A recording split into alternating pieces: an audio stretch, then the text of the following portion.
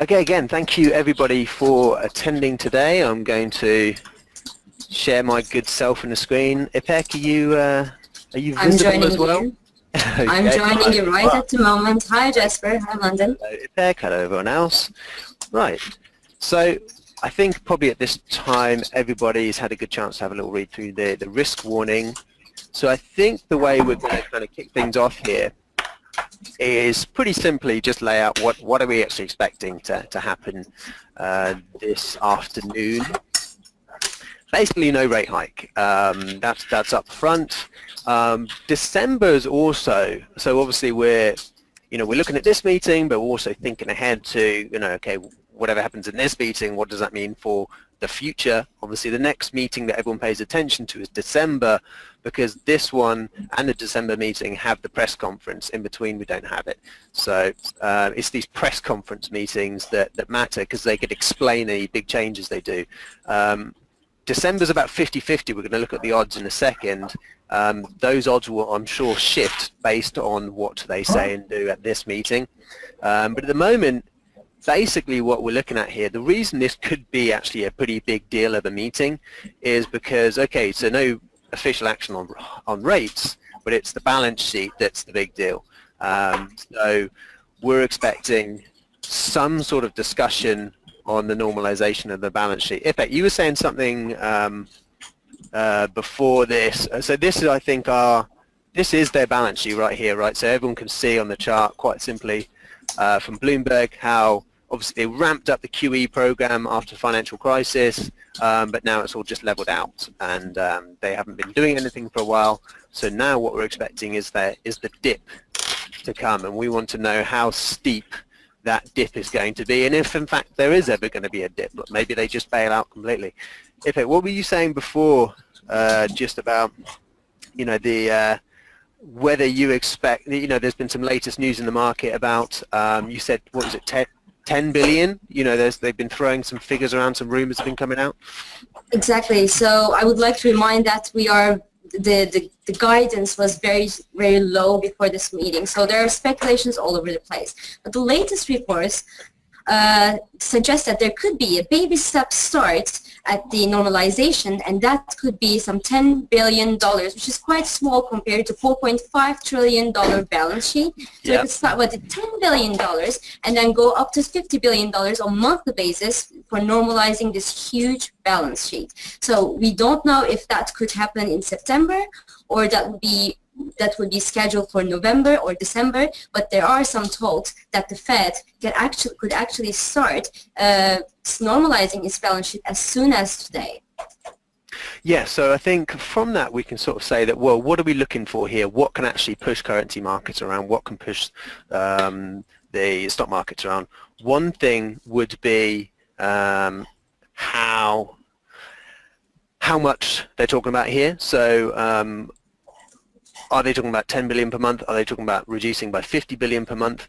Another factor is, are they just going to let old bonds expire, or are they actually going to actively sell? Obviously, if they were actively selling, that's a lot more kind of hawkish move than just letting old bonds expire. These are obviously all treasury bonds, mortgage-backed securities. They don't last forever.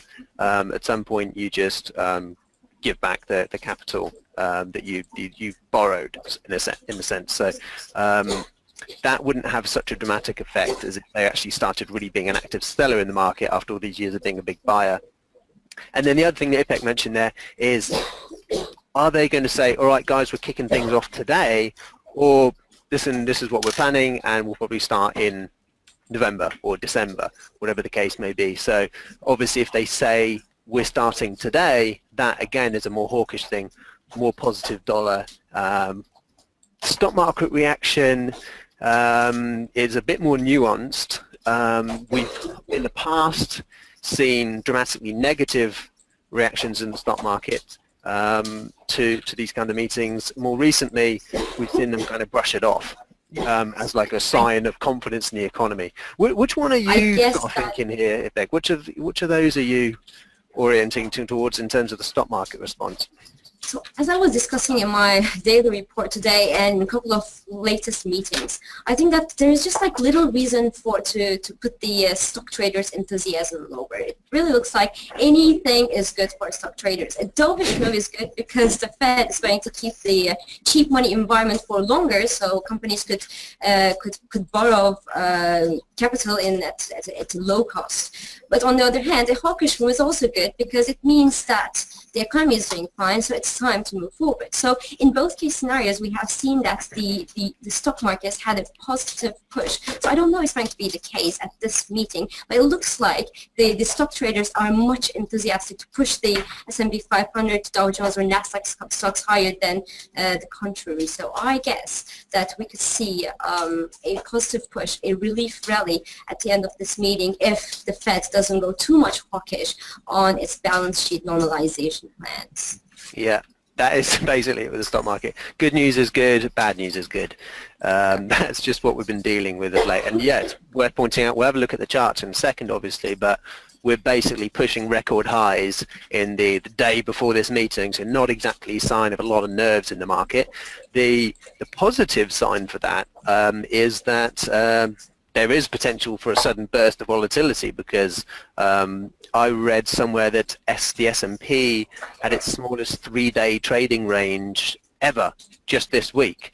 So again, not signs of massive trepidation in the market necessarily, fairly casual, you might say. One thing we were saying that was quite interesting before this, Ipek, when we were talking before, so I didn't really explain that previous screen too much, but I'm sure people see here that basically for this meeting, chance of a hike 1.4%, so almost non-existent.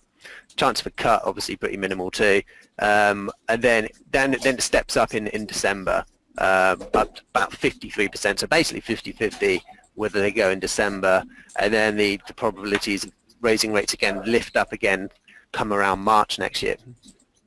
But the other thing I was just going to say there relating to that other point is that we were saying, well, what can generate that volatility? What can generate some big moves in the market? It might actually be, because everyone's looking for these moves from the balance sheet, it might actually be that if they just, again, pull another Jackson Hole here and just don't really give any detail, because that would be showing a lack of confidence to actually go ahead and do this. And I think that may actually create a negative move in the stock market and could actually be a pretty dramatically dollar negative event.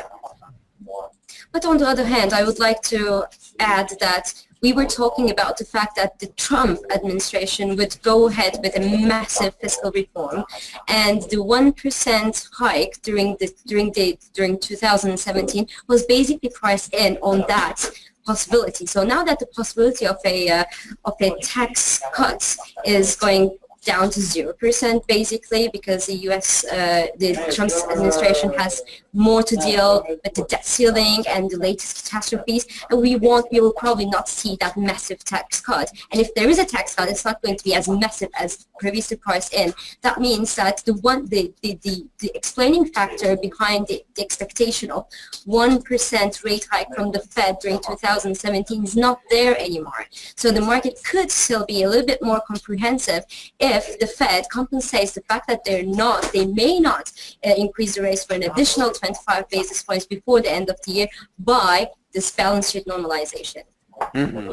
Yeah, and it so could be a balancing fact.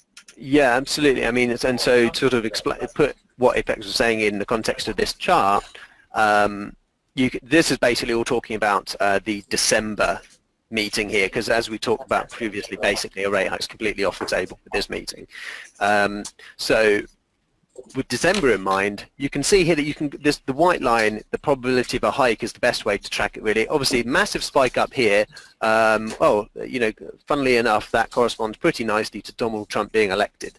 So big jump in expectations of rate hikes when the Donald was elected, starts through into the middle of the year, but we pretty much start to fade in the summer, and then the expectations roll over, as Ipek said, because he's not really delivering on, he hasn't delivered on the healthcare reform, and so that's obviously jeopardizing any belief he can do the same with tax reform. So the reason I would say it's probably spiked up in more recently is we had that really solid GDP figure, so maybe the Fed can sort of look through, because there is a question mark as to how much the market has obviously been priced. So this is obviously based on market pricing.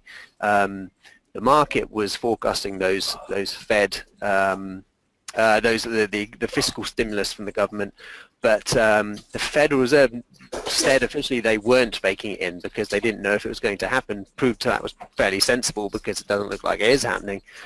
Some big fiscal infrastructure boost. So the Fed, given that they never were considering that infrastructure boost, probably are just looking more at the actual data, and the data's looked a bit better recently, so hence the market's kind of following what they think the Fed may be thinking.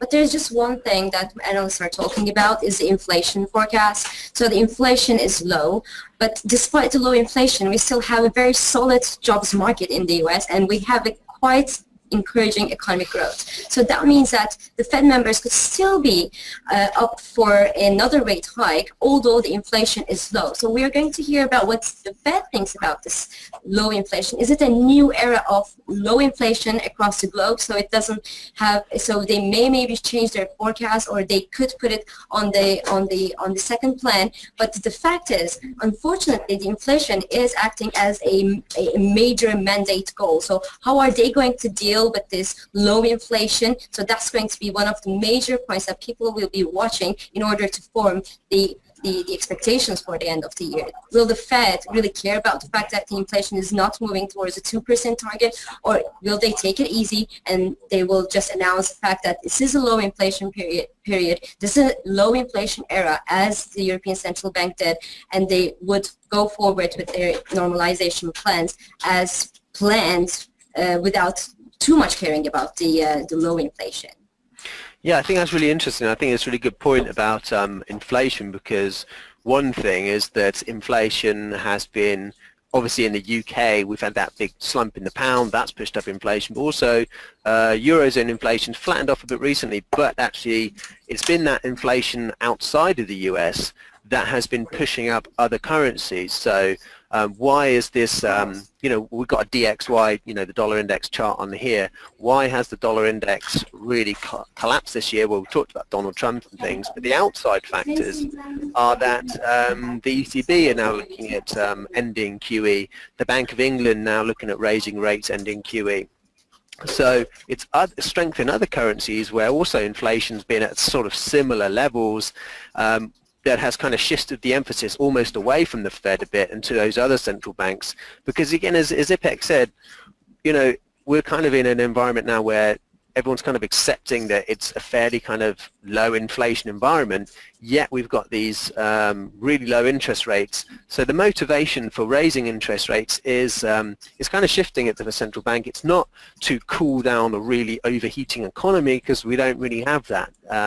What they are doing is trying to get interest rates back to normal levels. And the fact that the other central banks now seem to be doing the same thing is why some of these other currencies have been catching up against the dollar. So what does it take for the dollar to reverse?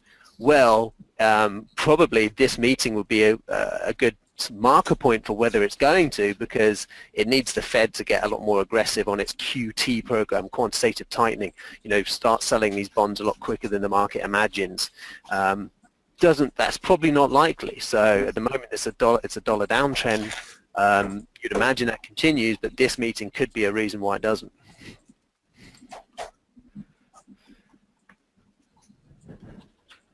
Ipek, you pulled up this yield curve chart. Any particular kind of take on this? I think this is an interesting chart, because this is basically the U.S. yield curve between today and the U.S. election day. So if we can see that the yellow line, the one that is below, it corresponds to the U.S. yield curve when the U.S. election happened on November 9, and the green curve corresponds to the U.S. yield curve yesterday. So we can see that there has been a very significant upshift, especially on the short-term yields. Even though we went on the 10-year yields, we went way higher to 2.60%, and now we are back to 22.25%, we can still see that the market is pricing in a higher rate environment moving forward than it has been the case before Donald Trump got elected. So I think that was an interesting chart to introduce, just to show that the rates are still going higher. So that is, even though we can see a short-term volatility in the US dollar, it looks like the US dollar is still up for another round of appreciation, especially if the Fed keeps its sentence strong on the fact that they are continuing to normalize the policy, whether on rates or on the balance sheet, but they will be continuously normalizing this huge balance sheet and this massive, expensive policy. So do you think that, so I suppose one way that if they are going to really kind of kickstart this shrinking the balance sheet program, do you think one way they could, they could offset that a bit, try and prevent any kind of market reaction, negative market reaction that is, by saying that actually we're not going to be hiking rates as aggressively? Could they actually just say explicitly that we're pausing the rate hikes for now? We don't expect rate hikes for a number of months, and would that affect this this yield curve situation that we're seeing? Well, what you say doesn't sound like the Fed. The Fed likes to move along with the market, wants to bring the market where it wants to be, wants to bring the market where it's going, and Fed is not a surprise kind of strategist. So if you were talking about BOJ, I would say, yeah, why not? BOJ likes to surprise the market. The Fed clearly doesn't.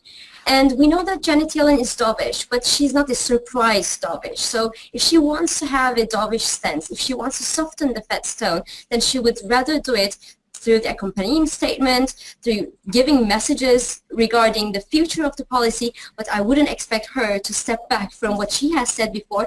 And actually, it is very important for her credibility, because the market listens to Janet Yellen, market prices in whatever she thinks, whatever she says. So I don't think that she would like to lose that side, that power which is the credibility, by making a completely surprise move and announce something that nobody expected, especially not just while she's approaching the term of her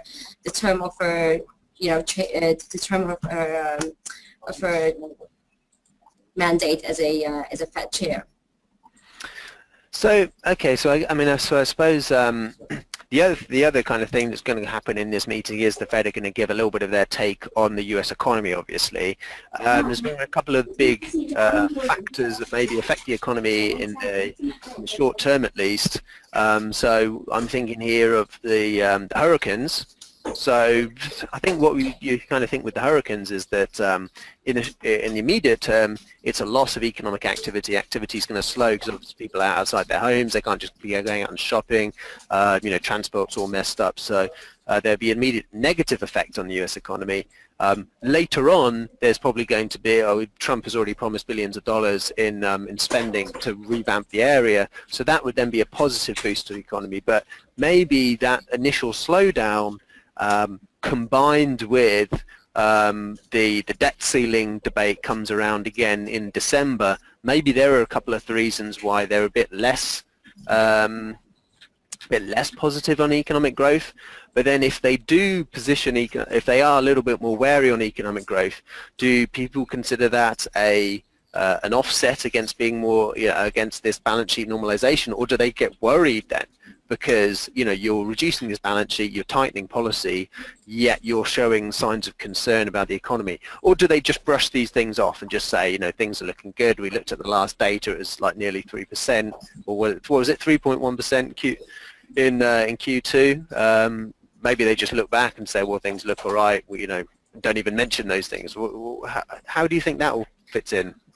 Well, basically, technically, it's a one-off event. So yes, it costed a lot of billions of dollars, but it is a one-off event. The only thing where it becomes challenging, where it becomes a problem, is actually for the debt ceiling. So I think that we'll be talking more about the debt ceiling by mid-December. So that discussion could actually bring in some other speculations on the rate hike plans. Obviously, if the debt ceiling is pushed higher, then the Fed is not going to have any problems by having a 25 basis points hike, because they would know that the government, by spending more money on the economy, will anyway compensate by the fact that they would hike rates by 25 basis points. But if the debt ceiling just couldn't be pushed higher, that's going to be a problem. In theory, it should be okay, because we haven't. I don't think that the U.S. needs a government shutdown at this point, and I don't think that that's going to be a major problem. So the Fed should feel quite safe about the debt ceiling, because at the end of the day, every time we are talking about a potential government shutdown, the U.S. economy, the U.S. government just pushes the debt ceiling higher. And they were actually also talking about no debt ceiling at all. So if that happens, then Janet Yellen should not worry about making a 25 basis point hike, because that's anyway not going to be a problem for or any impact on the economy with the Trump administration, as it looks like now.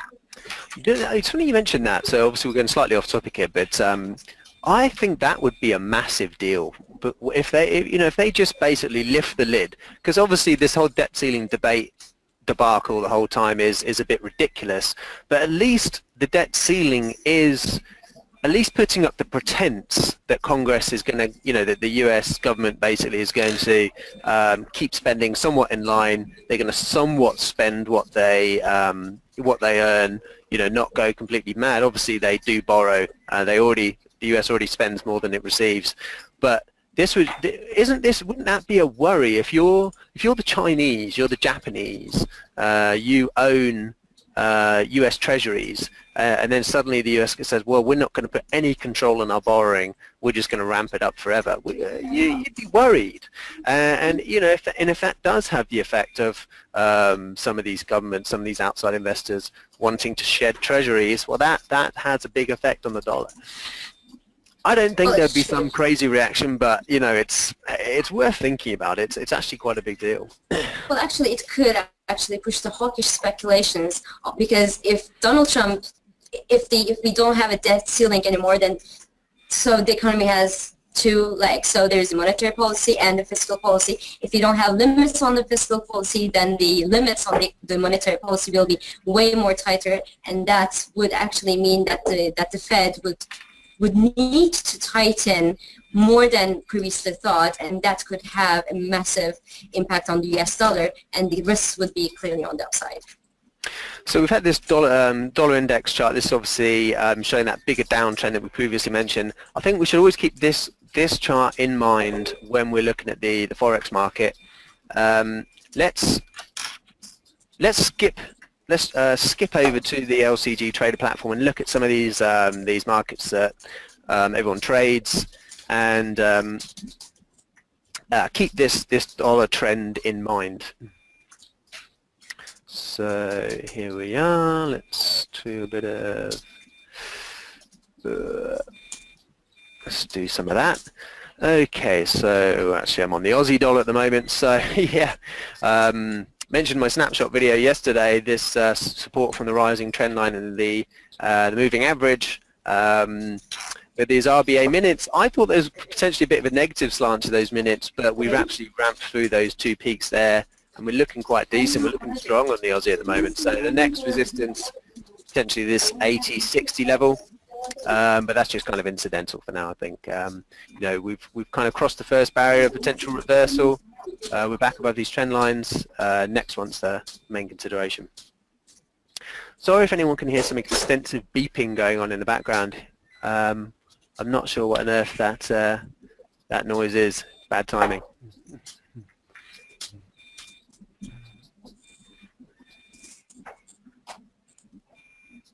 So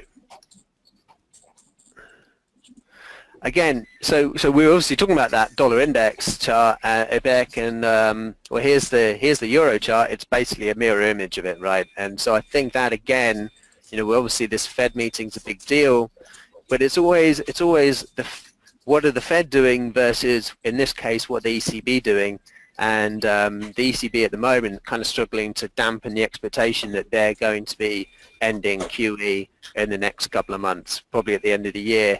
And then starting the slow process of their own tapering, and then and then eventually QT, you'd imagine, down the road. So actually, euro's back at 120. Is this meeting, you think, a game changer for whether we hold 120?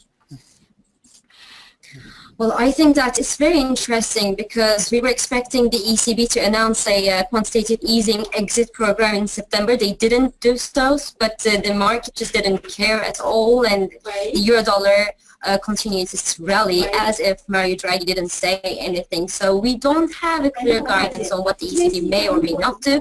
Actually, as you said, expectations are that the ECB may start unwinding its quantitative easing slowly, starting from the end of the year. But I think that from a euro perspective, the 120 level is a level that traders like and they feel comfortable.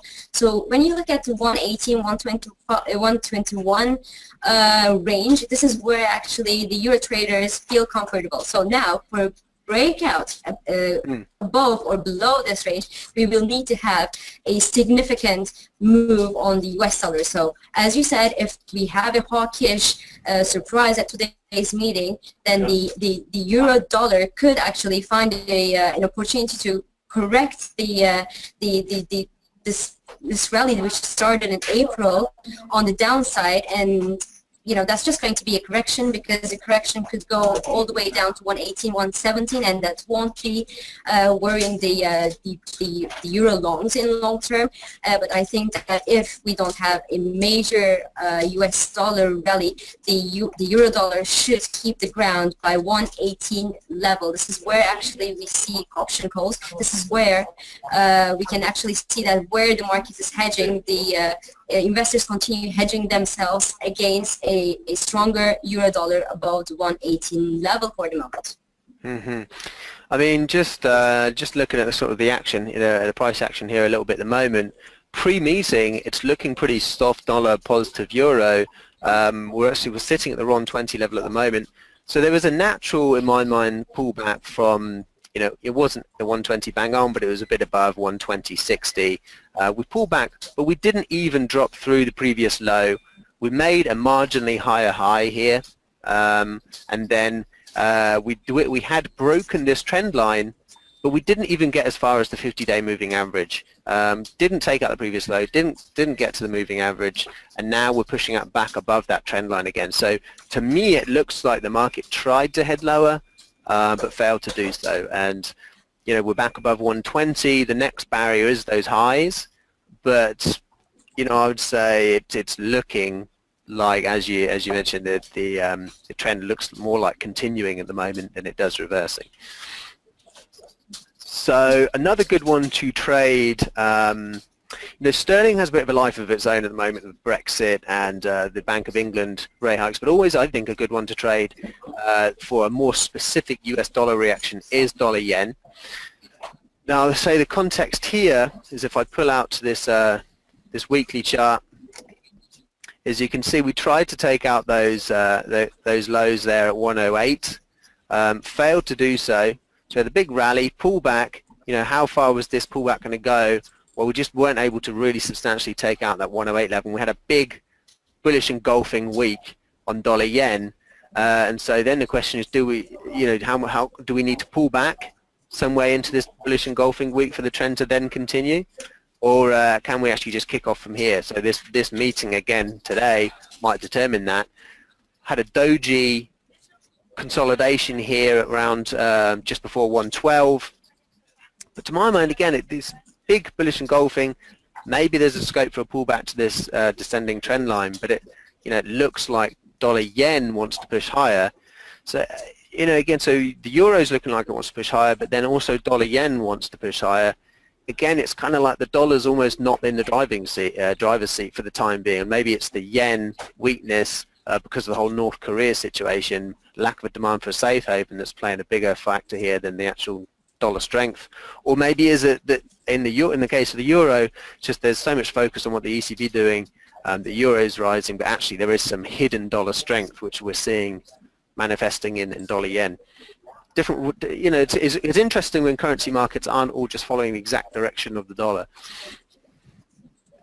Well, exactly. Well, it looks to me that the traders just took a breather on their US dollar speculations up until now. And if we don't have anything major today, then they maybe continue to they may continue to price in what happens in other markets. So the ECB was a major driver over the last couple of weeks because of the ECB meeting and because of the speculations that the ECB could make a move to exit from its quantitative easing program. The BOJ has stayed quite pat, so we don't expect the BOJ to do anything, but on the other hand, we have the North Korean tensions and talks of the election. So as a safe haven currency, the Japanese yen is kind of not the ideal place where investors who are looking for safety would like to go. So I think that Japanese yen is kind of losing some popularity at the moment, and due to the idiosyncratic risk, it's well possible that we see a further yen depreciation. And the fact that even the Fed sounds most like softer than expected, the fact is the divergence between the Fed and the BOJ is still there. Whether the Fed sounds hawkish or dovish, the absolute divergence is still there, and that should continue pushing the dollar yen higher. So I think that the 110 level seems to be a good support on USD JPY daily chart, because that actually corresponds to the Ichimoku's cloud base, and on the top side we can actually see that 112 level could be a minor resistance if the US dollar has to rally after the Fed meeting today. I believe that by the end of the year 115 could be a plausible target. So again, yeah, so if the Fed do take a softly approach today, we get a pullback in dollar yen, maybe it is 110 that holds. That's as the Ichimoku cloud that Ipek mentioned, and it's also at the moment both those 50-day and 20-day moving averages in there with that broken trend line just a little bit above. Something to watch out there for. Sometimes with these meetings, you can play the initial volatility, or you can just play the sometimes large price action into areas of interest. So if we do get a big dollar drop, but you're still feeling good that dollar yen's going to push higher, which actually this meeting's just presented a dip to buy within an uptrend as an example. So let's just jump along here. Here is this this Wall Street chart. What is there to say really, Ipek? I mean, again, we had the potential for the market to drop. We had some trend lines that were potentially breaking here, but it just never quite happened. We held the 50-day moving average. We broke the descending trend line, and once that break had happened, once we took out that previous peak, we've just been off to the races. And so obviously our timing is slightly different from the cash price, but looking at our prices, we've been up for 1, 2, 3, 4, 5, 6, 7, 8, 9-ish days in a row. So again, sentiment very strong. Highs. Yes. 9 days of record highs, so not 9 days of rally, 9 days of rally into new records. So it really looks a bit interesting. So obviously some can think that it could be a bubble, but we can never confirm that it's a bubble before the bubble bursts. So it's a very unusual setting, especially knowing that there are uncertainties, on the political end, there are uncertainties on the monetary end, and it's very unusual situation to see such a decided rally on the U.S. stock markets, not only on Dow Jones, but also Nasdaq and S&P 500 has exactly the same trend. So let's see what's going to happen. Only time will tell. Maybe. So I guess there's a couple top possibilities with this specific meeting. Is that maybe there's something the market doesn't like, one of those scenarios that we talked about before in terms of timing, the balance sheet, how much of the balance sheet they want to move. Their take on the US economy, a few different factors there, which could cause maybe an immediate drop today, or maybe I would say because this market's so overextended, maybe they should cause a straight drop today. That would probably be the more dramatic move. Or equally, what could happen is that we get one last final blast of relief, but maybe before then the market rolls over. So again, it's sort of your choice as to whether you play today's reaction or whether you play for that one last gasp higher, and then you see how the market does then. If it ends lower on the day, if we see a bit of a reversal pattern after this meeting, then maybe you can expect that correction, which is a bit overdue at this point.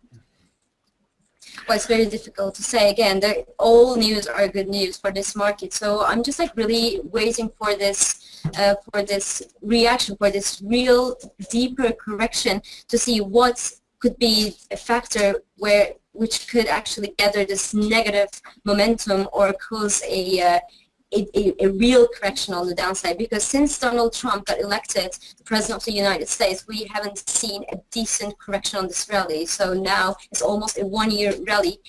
Of course, the problem is a pullback on such a rally could be very dramatic, but we cannot really call it a pullback due to the fact that on the other charts, so the volatility charts, we don't see massive volatility. When I look at the VIX index, it's a very plausible level. So people are not, investors don't even look like they're hedging against negative risks on the S&P 500 index, for example. So it's very difficult to tell at the moment. But one thing is clear: I mean, we always keep an eye on any signs that could actually hint at a potential reversal, which could actually reverse this massive rally. So Yeah, well, that's the only thing I can say about it.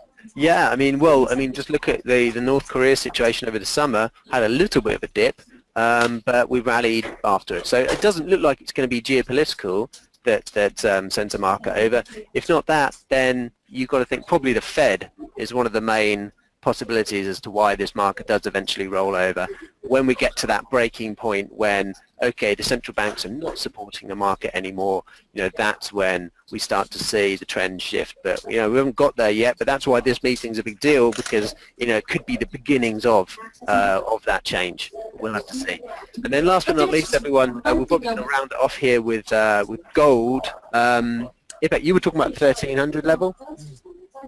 Yes, so the 1300 level is interesting. It is interesting because it's a psychological level, but it's also interesting because it corresponds to the Fibonacci's 38.2% retracement on the July-August rally. So I think that level is interesting. That level is what we will be watching at this Fed meeting.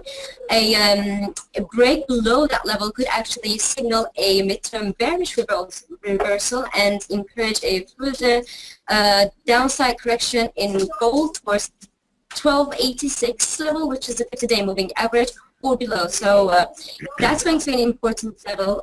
If we cannot actually break the 1300 support, then we could expect a continuation in the July-August positive trend. Yeah, I mean, we'll have to, I think 1300, as you said, is a big one. We've had a bit of an inside day pattern yesterday. It was kind of a large day, and sort of the body of the candle did drop through yesterday's body, so it's not a perfect looking pattern, but we have gapped higher today. We've filled the gap, and then we're pushing higher again. So, maybe we've already started to see a bit of a base in gold here. I think if we follow through today with some positive momentum on gold, maybe we've actually seen the end of this correction. I think I had this on before. Yeah, so this trend line here is potentially one of the reasons why actually maybe this correction in gold is done. And I think whether it is done or not, again, a lot probably hinges on this meeting. Exactly, and you shouldn't be forgetting that it's the safe haven, and with the geopolitical risks rising every other day, we can expect the gold traders not to unwind their positions completely, just in case something happens in the markets and the markets turn risk off suddenly. And we also, the fact that we don't have the yen as safe haven anymore, something has to give. So the gold could be actually an alternative for traders who were used to run to yen when the risk of market came up. So now the gold could be an alternative. So that could actually enhance the gold inflows in risk off market. So I think that's a upside risk for the gold market at the moment. Yeah, absolutely. I just chucked that with a weekly chart on just to say that gold has outperformed. We're talking about the strength of indices, but actually gold's outperformed it in 2017. So certainly worth checking gold in this meeting as well. Ipek, thank you very much for joining me on this one. Everyone else, thank you very much for attending. I hope it was of some use. I hope it provided some information. And I should say, good luck with trading the event. Good luck with trading for the rest of the week.